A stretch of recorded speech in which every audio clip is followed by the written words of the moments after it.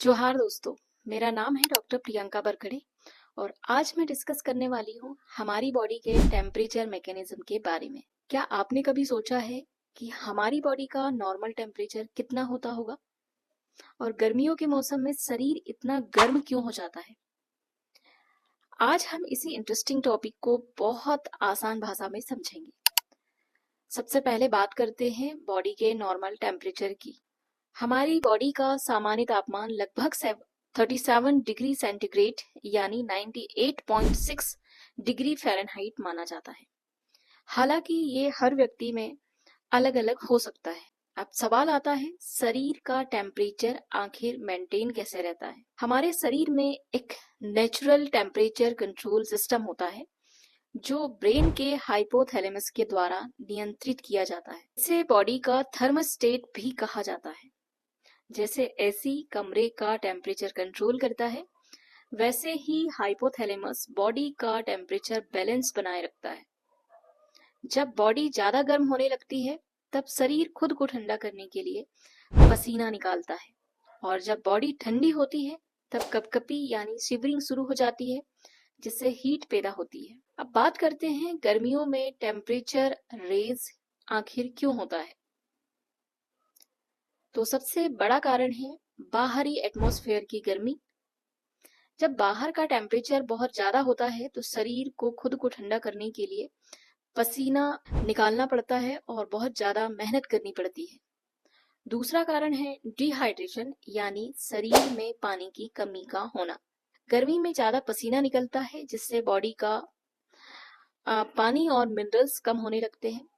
अगर हम sufficient water intake नहीं करते हैं तो शरीर हीट को सही तरीके से बाहर नहीं निकाल पाता।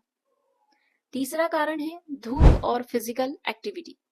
अगर कोई व्यक्ति तेज धूप में काम करता है, अत्यधिक एक्सरसाइज करता है या ज्यादा भागदौड़ करता है तो शरीर ज्यादा हीट प्रोड्यूस करता है।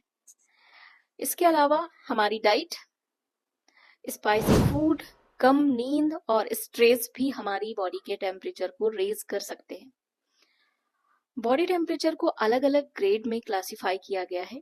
आइए अब हम जानते हैं हाइपोथर्मिया, फेब्राइल एंड हाइपरपायरेक्सिया जैसी कंडीशंस के बारे में। हाइपोथर्मिया उस कंडीशन को कहा जाता है जब बॉडी का टेम्परेचर 35 डिग्री सेंटीग्रेड से कम होता है।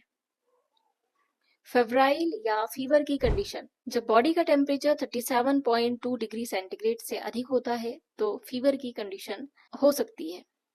हाइपरपायरेक्सिया यानी कि 41.5 डिग्री सेंटीग्रेड से भी ज्यादा बॉडी टेम्परेचर का होना, ये बहुत ज्यादा या हाई ग्रेड फीवर को इंडिकेट करता है।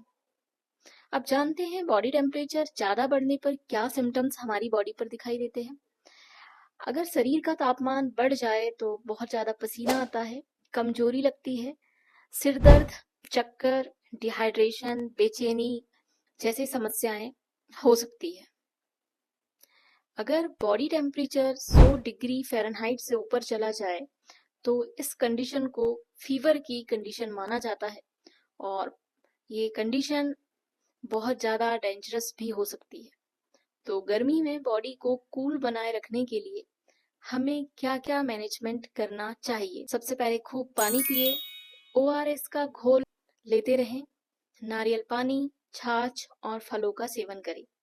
धूप में निकलते समय सिर को ढककर रखें, हल्की और सूती कपड़े पहने, बहुत ज्यादा ऑयली और स्पाइसी फूड ना लें और पर्याप्त नींद लें।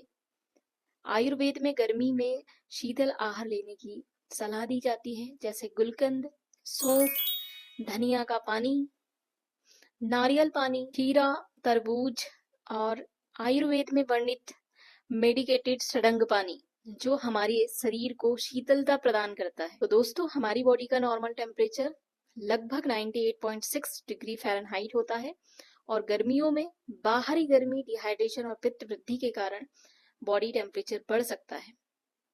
अगर आपको ये जानकारी यूजफुल लगी हो तो वीडियो को लाइक, शेयर और ऐसे ही इंफॉर्मेटिव कंटेंट के लिए चैनल को सब्सक्राइब जरूर करें। Thank you.